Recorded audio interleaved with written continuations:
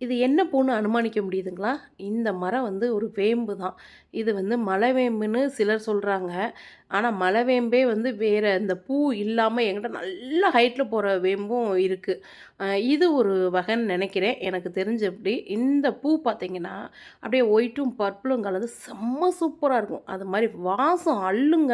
அப்படியே நீங்க அந்த பக்கம் நடந்து போனா காத்து வாக்குல அந்த பூவோட வாசம் அப்படி இருக்கும். பூவுமே அவ்வளோ அட்ராக்டிவா உண்மையிலே செம்ம அழகு இந்த காம்பினேஷன் இல்லைங்களா?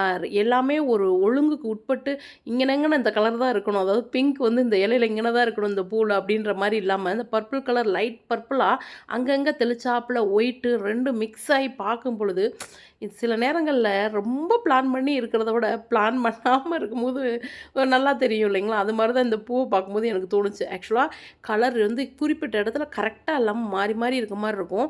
அந்த மகரந்த கலர் வந்து பர்பிள் அந்த நடுவுல ஒரு இருக்கு பாருங்க, அது ரொம்ப அழகா இருக்கும். இந்த கலரும் எனக்கு ரொம்ப பிடிக்கும். இந்த பூவோட மணமும் எனக்கு ரொம்ப பிடிக்கும். இது காம்பவுண்டுக்கு வெளியில தான் நான் அந்த மரத்த வச்சிருக்கேன். அத ஆட்டுக்கு ஒடிச்சுருவாங்க. ஆடு அந்த இலைகள நல்லா சாப்பிடும்ன்னு சொல்லிட்டு ஒடிச்சு கொண்டு போயிருவாங்க. என்ட்ட கேட்கவே மாட்டாங்க. மரத்தையே மொட்டையாக்கிருவாங்க. உண்மையிலே இதில பூ வந்ததே பெரிய அதிசயம் தாங்க. நான் அத எடுத்துட்டு வந்து நேத்து நைட் என்ன பண்ணிட்டேன், ஈவினிங் டைம்ல நல்ல மணமா இருந்ததுங்களா, அப்படியே எடுத்துட்டு வந்து டீ பாய்ல வச்சுட்டேன். செம்மையா இருந்தது பார்க்கறக்கு.